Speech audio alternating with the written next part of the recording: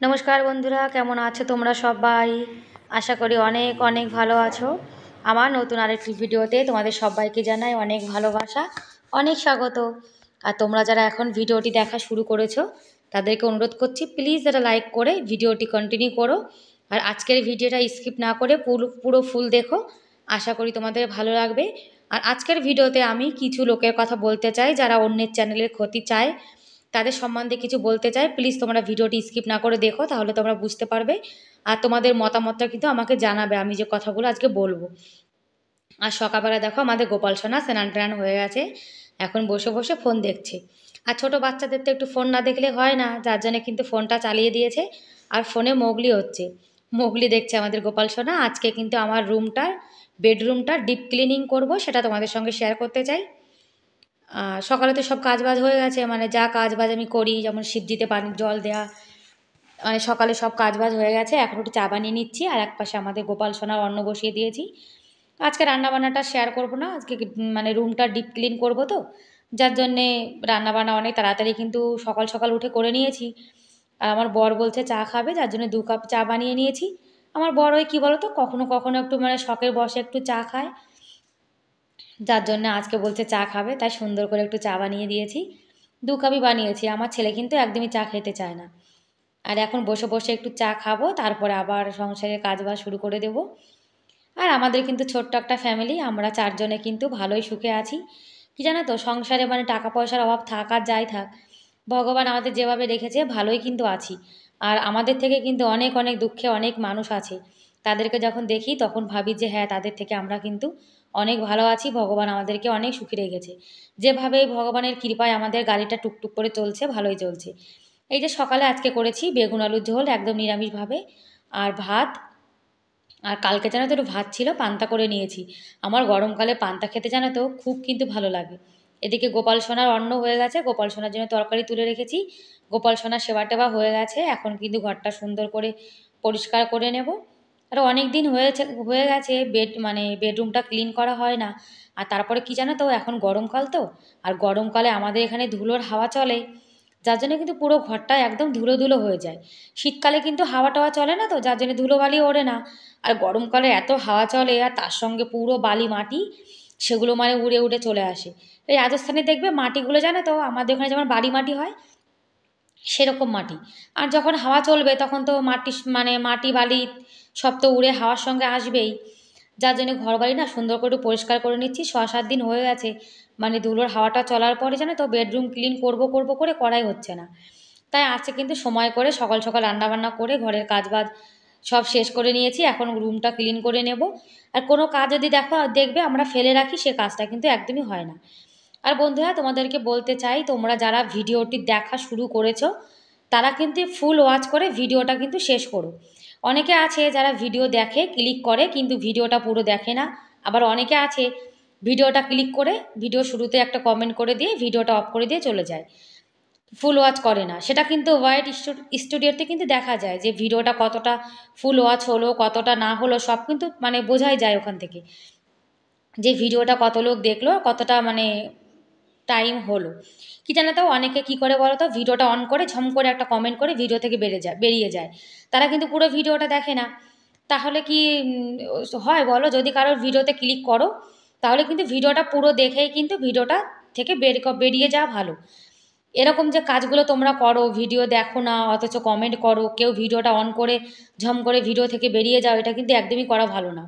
কিছু কিছু লোক আছে যারা নিজেরা তো আগে যেতে পারে না, আর তারা চায় না যে অন্য কেউ আমাদের থেকে আগে যাক, একমাত্র তারাই কিন্তু এই কাজগুলো করে। একটা কথায় আছে না, আগে এগিয়ে নিয়ে যাওয়ার মানুষ কিন্তু একটাও থাকবে না, কিন্তু পেছন থেকে টেনে নেওয়ার মানুষ কিন্তু অনেক আছে। আমি লক্ষ্য করেছি অনেকে আছে যারা অন্যের ভিডিওর কি করে ক্ষতি হবে, চ্যানেলের কি করে ক্ষতি হবে, তার জন্যে কিন্তু ভিডিওটা অন করে ঝম করে ভিডিও থেকে বেরিয়ে যায়। কিন্তু তারা এটা জানে না যে ভিডিওটা থেকে বেরিয়ে গেলে তার চ্যানেলেও যে ক্ষতি হচ্ছে, সেটা কিন্তু সে বুঝতে পারছে না। সে ভাবছে যে আমি যার চ্যানেল দেখছি হয়তো তার ক্ষতি হচ্ছে, কিন্তু এটা একদমই না। তুমি ইউটিউবে যে ভিডিওগুলো দেখছো, কতটা দেখছো, কাকে ভিডিও না দেখে ঝম করে কমেন্ট করছো, সেটা কিন্তু ইউটিউবের কাছে সব কিন্তু লেখা থাকে। মানে কে কার ভিডিওটা কতটা দেখলো, কে কার ভিডিওটা মানে ঝম করে বেরিয়ে গেল, কে ফুল ওয়াচ না করে কিন্তু ভিডিওটাতে কমেন্ট করে দিল, সেটা কিন্তু ইউটিউবের কাছে সব খবরই থাকে। যদি সেই খবরগুলো নাই থাকতো তাহলে এই যে কপিরাইট আসে, এই যে স্ট্রাইক আসে, সেগুলো কিন্তু একদমই আসে না। অনেকে ভাবে ভিডিও থেকে বেরিয়ে গেলে হয়তো তার চ্যানেলে ক্ষতি, কিন্তু এটা একদমই না। যে এই কাজটা করে তারও কিন্তু সমানভাবে ক্ষতি হয়। দেখবে তার ভিডিও কিন্তু কখনো ওয়াচ টাইম পূর্ণ হয় না।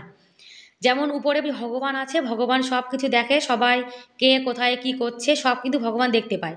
সেরকম ইউটিউব এমন একটা জিনিস, সে কিন্তু সব দেখতে পায়, যে আমরা কার ভিডিও দেখছি, কার ভিডিওতে লাইক করছি, সাবস্ক্রাইব করছি, কমেন্ট করছি, সব হিসাব কিন্তু ইউটিউবের কাছে থাকে। আর আলমারিটা দেখো কথা বলতে বলতে পরিষ্কার করে আবার একটা পেপার পাতিয়ে দিয়েছি। আর এদিকে জানলাটা সুন্দর করে পরিষ্কার করে নেব। আর ধুলোর হাওয়া চলার জন্য জানো তো ঘরবাড়ি কিন্তু একদম নোংরা হয়ে থাকে।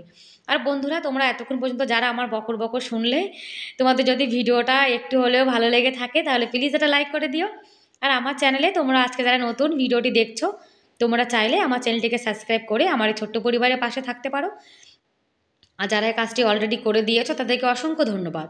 আর যারা ভালোবেসে আমার ভিডিও প্রতিনিয়ত দেখে, ফুল ওয়াচ করে, লাইক করে, আমিও কিন্তু তাদের ভিডিও ফুল ওয়াচ করি আর লাইক করে কিন্তু ভিডিও দেখি। আর যে আমাকে ভালোবাসে, প্রতিনিয়ত আমার ভিডিও দেখে, আমিও কিন্তু প্রতিনিয়ত সেই দিদিভাই দাদাভাই তাদের সবার ভিডিও কিন্তু দেখি।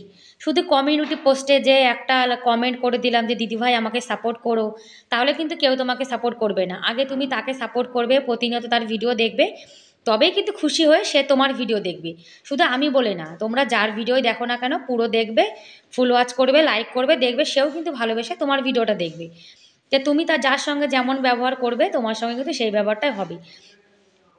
আর অনেকে আমার প্রিয় প্রিয় দিদিভাই তারা কিন্তু একটা লাইক করে আমার ভিডিও দেখে, আমি কিন্তু তাদেরকে অনেক অনেক ধন্যবাদ জানাচ্ছি। আর আজকের ভিডিওটা কেমন লাগলো তোমরা কিন্তু কমেন্ট করে অবশ্যই জানিও।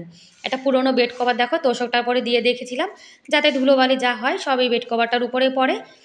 আর এখন না বেডটা সুন্দর করে পরিষ্কার করে নেবো। আর ঘর বাড়িতে যদি ঝুল টুল থাকে তাহলে কিন্তু দেখতে একদমই ভালো লাগে না। সপ্তাহে কিন্তু একদিন করে হলেও ঘরের ঝুল টুল সব ঝেড়ে পরিষ্কার করে রাখতে হয়। আর ঘরে যদি এরকম ঝুল থাকে, মাকড়সা জালি থাকে, তাহলে কিন্তু ঘরে একদমই মা লক্ষ্মী থাকে না।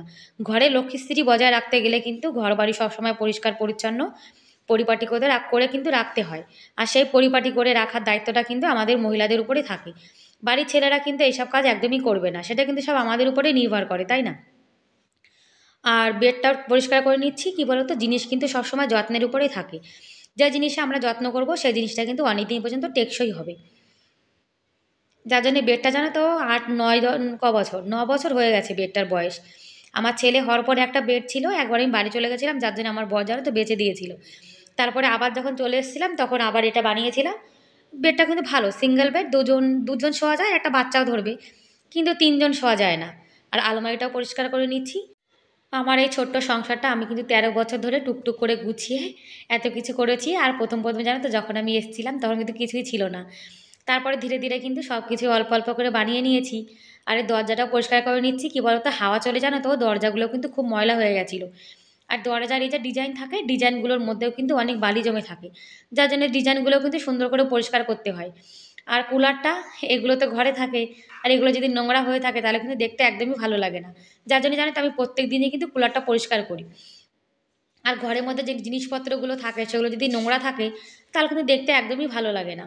আর বিশেষ করে যে ঘরটাতে আমরা ঘুমাই সেই ঘরটা কিন্তু বেশি করে পরিষ্কার পরিচ্ছন্ন করে রাখতে হয়।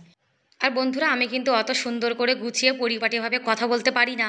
আমার মনে যা আসে আমি কিন্তু সেগুলোই তোমাদের সঙ্গে বলে ফেলি।